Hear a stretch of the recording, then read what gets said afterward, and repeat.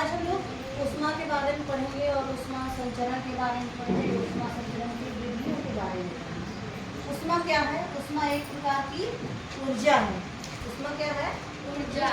एक प्रकार की ऊर्जा है जिसका प्रवाह अधिक ताप से कम ताप की तरफ होता है। जैसे कोई चीज ज्यादा गर्म है, उसके पास कम गर्म चीज वाली वस्तु ले जाओगे तो वो गर्म हो जाएगी। अधिक से कम, जैसे मम्मी कढ़ाई में सब्जी बनाती है, उसमें अगर पानी छोड़ देंगे तो क्या होगा? कढ़ाई की सब्जी गर्म है और धीरे धीरे क्या होगा? वो पानी भी गर्म हो जाएगी। अधिक से कम की ओर, समझ में आती बात? अधिक से उसका प्रवाह किधर से किधर की ओर होता है? अधिक से कम की ओर।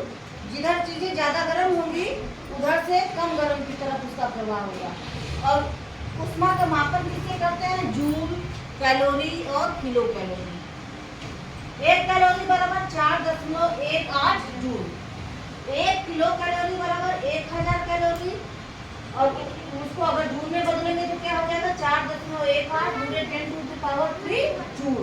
ये 10⁻³ क्यों आया है? क्योंकि ये 1000 को हम 10⁻³ कर सकते हैं, ठीक ना? अब ऊष्मा संचरण कहते किसे हैं? ऊष्मा स्थानांतरण की क्रिया को ऊष्मा संचरण कहते हैं। मतलब एक स्थान से दूसरे स्थान पे ऊष्मा कैसे जा रही है उसी को हम क्या कहते हैं? ऊष्मा स्थानांतरण। समझ गए? अब स्थानांतरण की 3 विधियां हैं: चालन, संवहन और विकिरण। एक अणु ऊष्मा दूसरे को देता है, दूसरा तीसरे को देता है, तीसरा चौथे को देता है, ठीक है? जुड़ी है, सारी जुड़ी है, जोड़ दे। चालो क्या है? कैसे जोड़ी थी बस।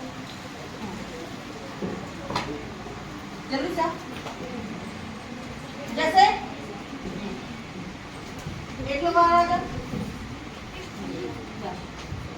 अब जैसे हमने ये ऊष्मा इसको दी, इसने उसको दी, फिर इसने उसको दी, फिर इसने इसको दी।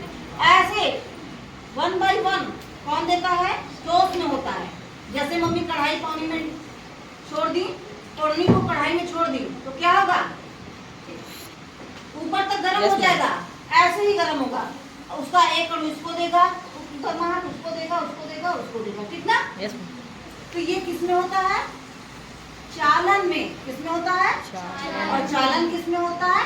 ठोस में। चालन किसमें होता है? ठोस में। अब द्रव में क्या होगा? द्रव में क्या होगा? हमने इसको दिया, ये ले जाकर के उसको पहुंचाया, ठीक ना?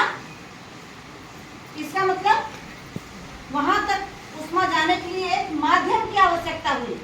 समझ में आ गई बात? एक माध्यम की आवश्यकता हुई। ये किसमें होता है? द्रव में।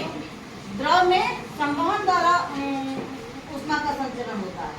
और गैस में किसी माध्यम की आवश्यकता नहीं। डायरेक्ट यहाँ से हमने लुका दिया, पकड़ लो, हो गया, सीधे पहुंच जाती है ऊष्मा जहाँ पहुंचना रहता है। तो ऐसे सूर्य की रोशनी जो है, सूर्य का प्रकाश हमारे पास किस विधि द्वारा आता है? विकिरण द्वारा। समझ में आ गया? चालन में 1 by 1 किसमें होता है?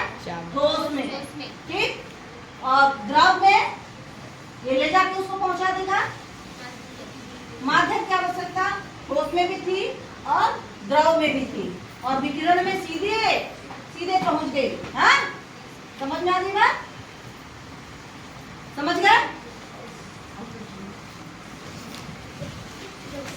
समझ में आ गया? ऊष्मा स्थानांतरण को ऊष्मा का संचरण कहते हैं। ऊष्मा स्थानांतरण को ऊष्मा का संचरण कहते हैं। और ऊष्मा स्थानांतरण की कितनी विधियां हैं? 3 विधियां: चालन, संवहन और विकिरण। चालन, संवहन और विकिरण। चालन ठोस में होता है, संवहन द्रव में होता है और विकिरण गैस में होता है। सूर्य का प्रकाश हमारे पास विकिरण विधि द्वारा आता है। समझ गए? ये बहुत इंपॉर्टेंट क्वेश्चन है कि सूर्य का प्रकाश हमारे पास किस विधि द्वारा आता है? विकिरण द्वारा। ठीक है? कोई इसमें कोई कंफ्यूजन नहीं ना?